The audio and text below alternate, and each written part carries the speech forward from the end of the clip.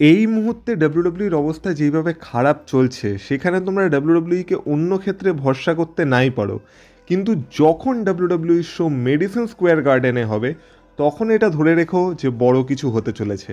আর আমরা কি বলতে পারি যে আজকের র এই বছরের সেরা র ছিল? কারণ আজকের রয়ের মতো স্টার পাওয়ার এই বছরের অন্য কোনো রতে কি ছিল? আমার তো সন্দেহ আছে। তোমরা চাইলে কমেন্ট বক্সে কমেন্ট করে বলতে পারো। তো আজকের রতে কি হলো? আজকের রতে জন সিনা, এজেলি, ব্রক লেসনার, রোমান রেইন্স, ডব জিগলার, মানে কি রিটার্ন হয়নি আজকের রতে। তো আজকের রকে নিয়ে একটু কথা হবে ভিডিওতে, তাই ভিডিওটা পুরোটা থেকে স্কিপ করো না, কারণ তোমরা দেখছো wrestle entertainer. So let's start the entertainment.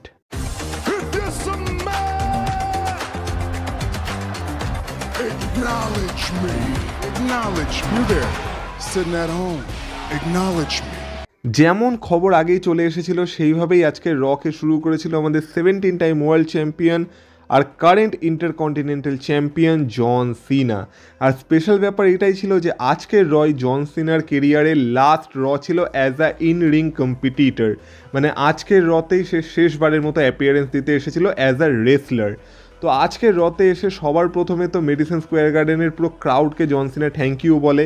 আর এই যে মেডিসন স্কোয়ার গার্ডেনের ক্রাউড, মানে নিউ ইয়র্কের যে ক্রাউড, সেটা সব সময় মানে অত্যাধিক হাইপ থাকে, অত্যাধিক এক্সাইটেড থাকে, অত্যাধিক মানে যাকে বলে ওভারওয়েলমিং থাকে। সেটাই জন সিনা আজকে বলে, তার প্রমোটার বলে যে আজকে তো তার একটু বেশি স্পেশাল ফিল হচ্ছে, কারণ আজকে তার শেষ র হতে চলেছে আর এটাই লাস্ট টাইম।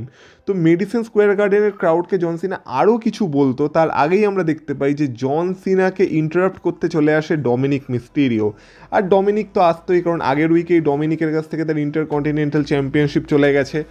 তো সবার প্রথমে তো ডমিনিক বলে যে জন সিনাকে কেউ শুনতে চায় না। তো এইটা তো ডমিনিক একদমই ভুল কথা বলে, কারণ আজকে তো সবাই জন সিনাকে শোনার জন্যই এসেছিল।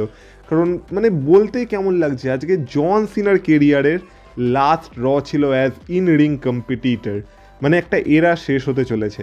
তো যাই হোক, জন সিনা ডমিনিককে বলে যে আজকে আমার জীবনের শেষ র বলে এটা ভাবিস না, মানে জীবনের মানে কেরিয়ারের শেষ র বলে এটা ভাবিস না যে আজকের রতে আমি কম্পিট করব না বা রেসল করব না। আজকে আমি রেসলিং করতেই এসেছি, তো তোর যদি রিম্যাচ চাই তো সেটা তুই এখনই পেয়ে যেতে পারিস। কিন্তু ডমিনিক তো ডমিনিক, তাই ডমিনিক বলে যে নো, ডমিনিকের আজকে রিম্যাচ চাই না। ডমিনিক সার্ভাইভার সিরিজে জন সিনার থেকে রিম্যাচ চেয়ে নেয়, আর জন সিনা ডমিনিককে সেই রিম্যাচটা দিয়েও দেয়। কিন্তু জন সিনা বলে যে সার্ভাইভার সিরিজে তুই তো তোর রিম্যাচ পাবি ইন্টারকন্টিনেন্টাল চ্যাম্পিয়নশিপের জন্য, কিন্তু আজকে ইন্টারকন্টিনেন্টাল চ্যাম্পিয়নশিপটা বড় কথা না। আজকে আমি রতে এসেছি রয়ে আমার শেষ ম্যাচ রেসল করতে, তো তোর মধ্যে যদি দম থাকে আয়, আমরা এখনই সেটা করে দেখাই।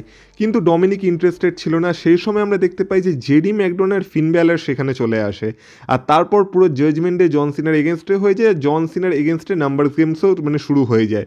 কিন্তু তখন আমরা দেখি যে সেইখানে জন সিনাকে বাঁচাতে সবার প্রথমে সেমাস আসে, আর সেমাসকে ফলো করে রে মিস্টিরিও আসে।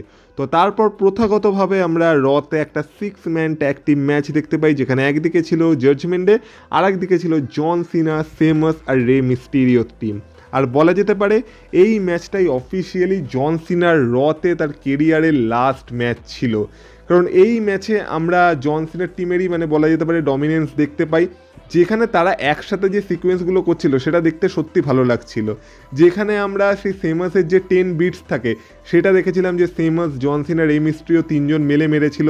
তাছাড়া জন সিনার যে 5 নাকল শাফল সেটাকেও তারা একসাথে মানে দিয়েছিল আর কি, তিনজন, মানে দেখতে খুব ভালো লাগছিল। আর এই ম্যাচের ফিনিশ কিছুটা এইভাবে হয়, যখন আমরা দেখতে পাই যে জেডি ম্যাকডোনাল্ড ফিন ব্যালারকে সবার প্রথমে রে মিস্ট্রিও একটা ডাবল 619 মারে, তারপর ওই দিক থেকে সেমাস ফিন ব্যালারকে একটা ব্রো কিক মেরে দেয়, আর লাস্টে জেডি ম্যাকডোনাকে একটা অ্যাটিটিউড অ্যাডজাস্টমেন্ট মেরে জন সিনা তার টিমের জন্য এই ম্যাচটা জিতে যায়।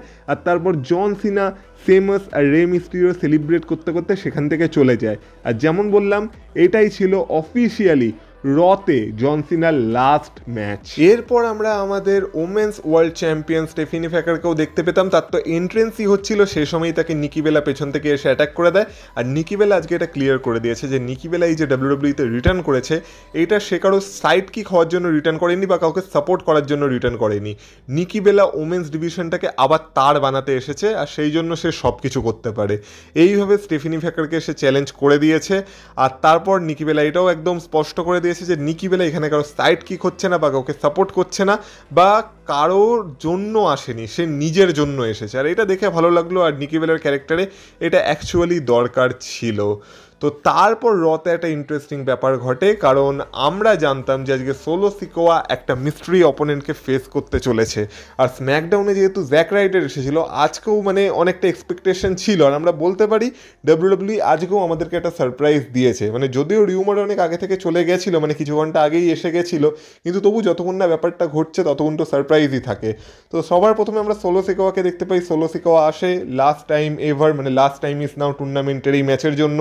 আর সোলো সিকোয়া জানে না যে সে কাকে ফেস করতে চলেছে, তো বলে যে আসবি চলে আয়। তো তখন আমরা দেখি সেখানে তার অপোনেন্ট হিসেবে বেরিয়ে আসে ডলফ জিগলার। তো হ্যাঁ, ডলফ জিগলারেরও বলা যায় যে ডাব্লিউডাব্লিউতে আজকে একটা ওয়ান অফ অ্যাপিয়ারেন্স ছিল বা রিটার্ন ছিল। তো ডলফ জিগলার সেখানে আসে আর একটা দুর্দান্ত ম্যাচ সোলো সিকোয়ার সাথে দেয়। বিশেষ করে ডলফ জিগলার যেইভাবে মানে মুভগুলোকে সেল করে সেটা তো সবসময় দেখতে অসাধারণ লাগে। তো আজকে আমরা ডলফ জিগলারের তরফ থেকে জিগজ্যাকও দেখতে পাই, কিন্তু সোলো সিকোয়া সেখান থেকে কিক আউট করে। কিন্তু তারপরে যেইভাবে সোলো সিকোয়া সামোয়ান স্পাইকটাকে ডলফ জিগলার সেল করেছে সেটা অসাধারণ ছিল। আর এই কারণেই বলা হয় যে ডলফ জিগলারের মতো সেল খুব কমজনই করতে পারে। তো এইভাবে আমরা দেখতে পাই আজকে সোলো সিকোয়া ডলফ জিগলারকে হারিয়ে এই টুর্নামেন্টে অ্যাডভান্স করে গেছে। কিন্তু ডলফ জিগলারকে অনেকদিন পর ডাব্লিউডাব্লিউই টেলিভিশনে দেখে সত্যি ভালো লাগলো। এছাড়া এরপর আমরা অ্যালেক্সা ব্লিসের একটা প্রোমো সেগমেন্ট দেখতে পেয়েছিলাম। অনেকদিন পর অ্যালেক্সা ব্লিস নিজের হাতে মাইক পেয়েছিল, আর অ্যালেক্সা ব্লিস বিশেষ করে শার্লেট ফ্লেয়ারকেই কল আউট করে যে মানছি আমরা ট্যাগ টিম চ্যাম্পিয়নশিপ হেরে গেছি, তার মানে এইটা না যে সব কিছু শেষ হয়ে গেছে, আমরা সেটা ফিরে পেতে পারবো না, আমরা সেটা ফিরে পেতে পারি। তো শার্লেট ফ্লেয়ারের এইভাবে ওয়ার গেমস ছেড়ে চলে যাওয়ার কোনো মানে ছিল না। তো সেই সময় অ্যালেক্সা ব্লিসকে একা পেয়ে আমরা দেখতে পাই আর একটা টিম, মানে আসুকা, কাইরি সেন, নায়া জ্যাক্স আর ল্যাস লেজেন্ড, এরা চলে আসে অ্যালেক্সা ব্লিসকে অ্যাটাক করার জন্য। তো অ্যালেক্সা ব্লিসকে বাঁচাতে সেখানে আমরা সবার প্রথমে দেখতে পাই রিয়া রিপ্লি আর ইয়ো স্কাই আসে, কিন্তু তখনও নাম্বার গেমস মানে অ্যালেক্সা ব্লিস আর রিয়া রিপ্লি ইয়ো স্কাইয়ের এগেনস্টে ছিল। তো আলটিমেটলি আমরা দেখতে পাই শার্লেট ফ্লেয়ার এখানে তার বন্ধু অ্যালেক্সা ব্লিসকে বাঁচাতে আসে, আর শার্লেট ফ্লেয়ার আসার পর কোনোভাবে শার্লেট ফ্লেয়ার তাদেরকে মেরে ধরে সেখান থেকে সরিয়েও দেয়। মানে আমরা বলতে পারি যে শার্লেট ফ্লেয়ার আবার অফিসিয়ালি ওয়ার গেমস ম্যাচে অ্যাড হয়ে গেছে। আর লাস্টে শার্লেট ফ্লেয়ার, অ্যালেক্সা ব্লিস আর ওই দিক থেকে রিয়া রিপ্লি আর ইয়ো স্কাই, এরা দুইজন আর কি রিংয়ে দাঁড়িয়েছিল, আর যে অপোনেন্ট টিম তারা রিং ছেড়ে চলে গেছিলো। কিন্তু আজকে আরেকটা জিনিস অফিসিয়াল হয়ে গেছিলো যে এই ম্যাচটাও 4-on-4 হবে না, এই ম্যাচটাও 5-on-5 হবে। সবার প্রথমে তো আসুকা বেলিকে বলেছিল যে তাদের টিমে বেলি যোগ দেবে কিনা, কিন্তু বেলি সবার প্রথমেই আসুকাকে মুখের উপর রিজেক্ট করে দেয়। কিন্তু তারপর আমরা দেখতে পাই আর একটা ম্যাচ, যেই ম্যাচে আমাদের ইন্টারকন্টিনেন্টাল চ্যাম্পিয়নশিপ ডিফেন্ড হচ্ছিল, ওমেন্স ইন্টারকন্টিনেন্টাল চ্যাম্পিয়নশিপ।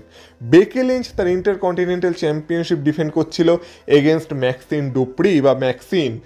তো ম্যাক্সিনের থেকে তো কারো কোনো আশা সেইভাবে ছিল না ভাই। মানে ঠিক আছে আজকে ম্যাচটা পেয়েছিল, কিন্তু কেউ এখানে ভাবতে পারেনি যে ম্যাক্সিন এখানে অ্যাকচুয়ালি বেকি লিঞ্চকে হারিয়ে দেবে আর হারিয়ে ব্র্যান্ড নিউ ইন্টারকন্টিনেন্টাল চ্যাম্পিয়ন হয়ে যাবে।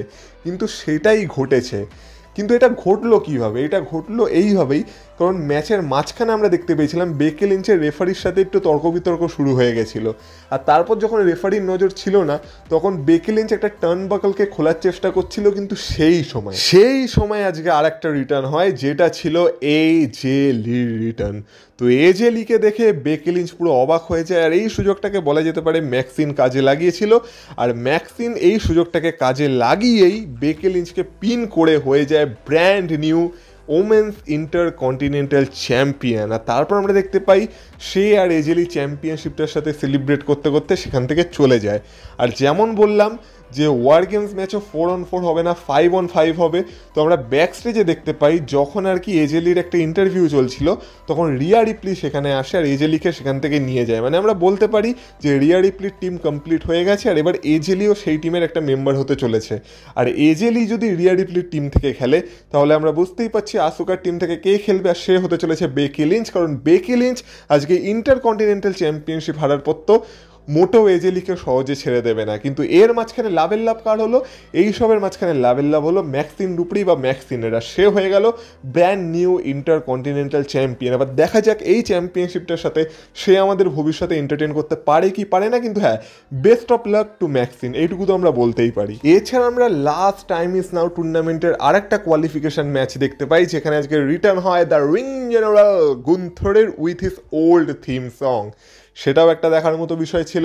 আর তার ম্যাচ ছিল এগেনস্ট জিভন ইভেন্স, আর জীবন ইভেন্সের এগেনস্টে গুন্থার একটা অসাধারণ ম্যাচ দিয়েছে। জীবন ইভেন্সের পারফরমেন্সও এই ম্যাচে ভালো ছিল, বোঝা যাচ্ছে ডাব্লিউডাব্লিউ তার উপর ইনভেস্ট করার চেষ্টা করছে। আর আজকে গান্থারের ফিনিশিং মুভ থেকেও, মানে যেটা পাওয়ার বোম টাইপের মুভটা মারে গান্থার, সেখান থেকেও জীবন ইভেন্স আর কি কিক আউট করেছিল, কিন্তু আলটিমেটলি যখন গান্থার তাকে তার সাবমিশন মুভে আটকে দেয় তখন জীবনের কাছে আর কিছু করার থাকে না, জীবন ট্যাপ আউট করে দেয়। আর এইভাবে আজকে গান্থার এই টুর্নামেন্টে অ্যাডভান্স করে গেছে। আর গান্থারের তো এই টুর্নামেন্টে জেতারও একটা প্রবল সম্ভাবনা আছে, যেটা নিয়ে আগে কথা বলেছি।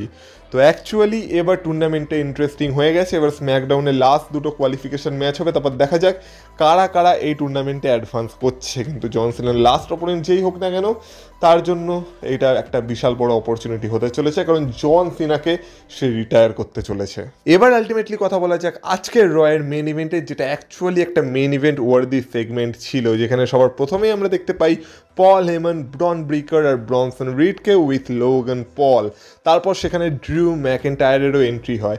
আর তার আগে আমরা একটা ব্যাকস্টেজ সেগমেন্টে দেখেছিলাম যে পল হেমন একটা ফিফথ মেম্বারও খুঁজে নিয়েছিল, যেটা দেখে অ্যাডাম পিয়ার্স আর নিকলডিসের অবস্থা খারাপ হয়ে গেছিলো। সেটা কে হতে পারে আমরা একটা আন্দাজ লাগাতে পেরে গেছিলাম সেই সময়। কিন্তু মেইন ইভেন্টে সবার প্রথমে আমরা দেখতে পাই যে পল হেমন ড্রিউ ম্যাকেন্টায়ারকে ইন্ট্রোডিউস করে, লোগান পলকে ইন্ট্রোডিউস করে, ব্রন ব্রিকারকে ইন্ট্রোডিউস করে, আর তারপর আমাদের ট্রাইবাল থিফ ব্রনসন রিডকে অ্যাকনলেজও করতে বলে। আর তারপর সেখানে তাদেরকে ইন্টারাপ্ট করে কে না, best in the world CM Punk. আর সিএম পাঙ্ক এখানে একা আসেনি, সিএম পাঙ্কের সাথে আমরা দেখতে পাই জে উসো আর জিমি উসোরও এন্ট্রেন্স হয়। আর সবার শেষে আমরা দেখতে পাই যে জে উসো আর জিমি উসোর পর কোডি রোডসও তার এন্ট্রেন্স করে। তো ওইদিকেও চারজন, এইদিকেও চারজন, তো আমরা এদের মধ্যে একটা ব্রল শুরু হয়ে যেতে দেখতে পাই। আজকের ব্রলটা তো ভালো মতোই চলে, সবাই সবাইকে মারছিল, রিংয়ে একদম কেওস ছিল। কিন্তু সেই সময় যখন আমরা দেখি যে সবাই রিং সাইডে চলে গেছে, মানে মারতে মারতে এদিক ওদিক ছড়িয়ে গেছে, রিংয়ের মধ্যে বেঁচে আছে শুধু সিএম পাঙ্ক। আর সেই সময় মিউজিক বেজে ওঠে ব্রক লেসনারের। আর ব্রক লেসনারকে দেখে সিএম পাঙ্ক পুরো অবাক হয়ে যায় আর বুঝতে পারে যে এবার কিছু বড় হতে চলেছে। তো ব্রক লেসনার তারপর আসে রিংয়ের দিকে, আর ব্রক লেসনার এসে তো সবার প্রথমে সিএম পাঙ্ককে পুরো মেরে ধরে বের করে দেয়। তারপর আমরা দেখতে পাই যে কোডি রোডস আর ব্রক লেসনারের মধ্যে একটা ফেস অফ হয়, কিন্তু কোডি রোডসও বেশি কিছু করতে পারে না, কারণ দুটো সুপ্লেক্স মেরে কোডি রোডসকেও ব্রক লেসনার সাইডে করে দেয়। আর তারপর আমরা দেখতে পাই ওই দিক থেকে পল হেমনও হ্যাপি, ব্রক লেসনারও হ্যাপি, তারা দুজন তো হাতও মেলাচ্ছে। আর ডাব্লিউডাব্লিউ তার সেই পুরোনো ট্রিক, মানে নিচে সেই ট্রেডমার্কগুলোকে লিখতে শুরু করে দিয়েছে, মানে শো শেষ হতে চলেছে। কিন্তু বলে না যে it's not over until it's over. তো আমরা দেখতে পাই যখন ব্রক লেসনার পল হেমনের সাথে সেলিব্রেট করে হাত মেলাতে যাচ্ছিল, তখন তার এই আনন্দ বেশিক্ষণের থাকে না, কারণ থিম সং বেজে ওঠে আমাদের OTC1 রোমান রেইন্সের। আর রোমান রেইন্স আজকে যেইভাবে এন্ট্রেন্স করেছে সেটা দেখে ব্রক লেসনারের মতো সুপারস্টারের অবস্থাও টাইট হয়ে গেছিল, আর ব্রক লেসনারের মুখে চোখেও ভয় দেখা যাচ্ছিল। আর রোমান রেইন্স আজকে তার ট্যাটুগুলো দেখাচ্ছিল না, সেখানে আর কি স্লিপস পরা ছিল, তো হয়তো নতুন কোনো ট্যাটু রোমান রেইন্স অ্যাড করেছে, যেটা পরে রিভিল করবে। কিন্তু যাই হোক না কেন, রোমান রেইন্স তারপর রিংয়ে আসার আমরা সেই আইকনিক ফেস অফটাকে দেখতে পাই রোমান রেইন্স আর ব্রক লেসনারের মধ্যে। তো কিছুক্ষণ তাদের ফেস অফ চলে, আর তারপর আমরা দেখতে পাই যখন রোমান রেইন্সকে ব্রক লেসনার অ্যাটাক করার জন্য রেডি হয়, তখন রোমান রেইন্স সেটাকে ডচ করে ব্রক লেসনারকে দিয়ে দেয় একটা সুপারম্যান পাঞ্চ, আর সেইটাতেই ব্রক লেসনার পুরো ধরাশায়ী হয়ে যায় আর রিং থেকে বেরিয়ে যায়। আর আমরা দেখতে পাই পল হেমন সেখান থেকে ব্রক লেসনারকে নিয়ে চলে যেতে থাকে, আর সেখানে পুলিশ, সিকিউরিটি সবাই চলে আসে। আর তারপর আবার একটা ব্রল শুরু হয়, কারণ ব্রনসন রিড পেছন থেকে রোমান রেইন্সকে অ্যাটাক করতে আসে। সে রোমান রেইন্সকে ফেলেও দেয়, ফেলে যখন সুনামি দিতে যায় তখন রোমান রেইন্স উঠে তাকে আবার একটা সুপারম্যান পাঞ্চ মারে। রিং সাইডে আমরা দেখতে পাই ওই দিক থেকে ব্রন ব্রিকারের সাথে কোডি রোডস, সিএম পাঙ্ক এদের মারপিট শুরু হয়ে গেছে। ওই দিক থেকে লোগান পল আর রোমান রেইন্সের মধ্যে যখন মারপিট হতে যাচ্ছিল তখন মাঝখানে সিকিউরিটি চলে আসে, পেছন থেকে সিএম পাঙ্ক লোগান পলকে গলায় কেন্ডো স্টিক মানে আটকে নিয়ে চলে যেতে থাকে। আর সবার শেষে আমরা দেখতে পাই যে ব্যারিকেডের থ্রু রোমান রেইন্স ব্রনসন রিডকেও একটা স্পিয়ার মেরে দেয়, যেই স্পিয়ারের সাথে সাথে দুটো পুলিশম্যানও সেখানে আর কি ধরাশায়ী হয়ে পড়ে যায়। তারপরেও ব্রলটা কন্টিনিউ হচ্ছিল, কিন্তু রয়ের এপিসোড এইখানেই ডাব্লিউডাব্লিউ শেষ করে দেয়।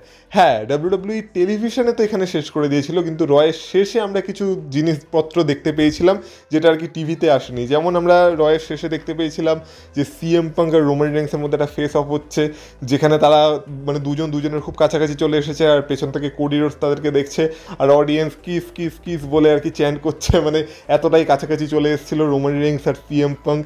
কিন্তু আর কি এইটা প্রমাণ হয়ে গেছে, মানে প্রমাণ হয়ে গেছে বলতে কি, এইটা বোঝা যাচ্ছে যে রোমান রেন্স তো এখানে কারো অর্ডার শুনতে আসেনি। রোমান রেন্স যদি ওয়ার গেমসে পার্ট নেয়ও তো রোমান রেন্স নিজের মতো করে নিজেকে অপারেট করবে। আর যে উসো জিমি উসোর উপর এখনও রোমান রেন্স রেগে আছে কিনা বা তাদের মধ্যে কী চলছে সেটা হয়তো আমরা নেক্সট উইকে দেখতে পাবো। কিন্তু আজকের এখানেই ডাব্লিউডাব্লিউ শেষ করে দিয়েছিল, মানে এর আগেই শেষ করে দিয়েছিল। আর আজকে বলতে হবে সত্যি দেখার মতো একটা এপিসোড ছিল প্রথম থেকে শেষ অবধি। তো অনেক দিন পর একটা সুন্দর রয়ের এপিসোড দেখে সত্যি ভালো লাগছে। কিন্তু তোমাদের কেমন লাগলো অবশ্যই কমেন্ট বক্সে কমেন্ট করে বলো। আর এতগুলো রিটার্ন দেখে তোমাদের কেমন লাগলো আজকের যেটা খুব রেয়ারলি হয়, সেটা নিয়ে তোমাদের উপলব্ধি কী বা তোমাদের মতামত কী অবশ্যই কমেন্ট বক্সে কমেন্ট করে জানিও। আর কমেন্ট বক্সে কমেন্ট করার সময় কমেন্ট বক্সটাকে সোয়াইপ করলে একটা হাইপ বাটন পেয়ে যাবে, সেটাও ক্লিক করে দিও, তাহলে এই ভিডিওটা একটু হাইপ হয়ে যাবে আর চ্যানেলেরও একটু সুবিধা হবে। আর যদি ভিডিওটা তোমাদের ভালো লেগে থাকে ভিডিওটা তো অবশ্যই লাইক করে দিয়ে যাও। আর তাছাড়া এই চ্যানেলে যদি নতুন হয়ে থাকো, যেমন বলি যে সাবস্ক্রাইব করে দিও চ্যানেলটাকে। এই বছরের শেষে 20,000 সাবস্ক্রাইবার্সের একটা টার্গেট নিয়েছি, যেটা পুরো হবে বলে এই মুহূর্তে সত্যি আমার মনে হচ্ছে না, কিন্তু তোমরা চাইলে সেটা পুরো হতে পারে। তো প্লিজ সাবস্ক্রাইব করো, তাহলে তোমাদের সাথে কথা হবে আবার পরের ভিডিওতে। ততক্ষণ তোমরা ভালো থেকো, টাটা।